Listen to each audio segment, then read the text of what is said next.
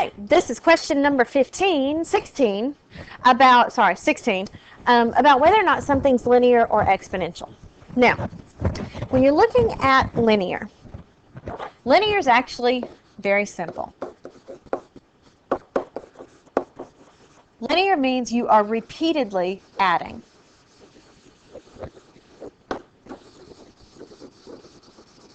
Okay, so linear, super easy. Exponential may be just slightly more difficult. It means you're repeatedly multiplying. It's just sometimes not always as easy to see. So, let us take a look at these. We've got two functions. They don't have anything related except that they're in the same chart. In order for the differences from one step to another to make any sense at all, okay, you have to make sure that your x's are in order. And you can look and see 0, 1, 2, 3, 4, 5, 6, 7, 8. Okay, so they're good. As long as they're in order in even increments, like even if I went 0, 2, 4, 6, I can look at the differences. If they're kind of out of order or it's not even increments, this is not as easy a process. But let's take a look at this. These are in order. I like to look at the differences first. So the distance between 1 and 3, if I start at 1 and end at 3, I went up 2. 3 to 5, I went up 2. 5 to 7, up 2. And as you go down the list here, you can see that every single time to get to the next step, it adds 2. So, easy peasy. That means this is linear. So, anything that says that f of x is something other than linear, here D says both of them are exponential. That can't be right. B says f of x is exponential. That can't be right. So I know that it's between A and C. Now I need to look at G. G of x, it's saying here is, I guess the thing that we're looking at, we don't know. We're going to check and see.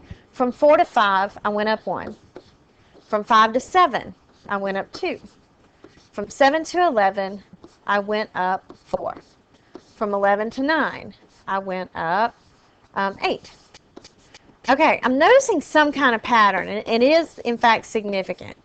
You can see that I'm kind of doing something exponential with the differences, which means, yeah, something exponential here.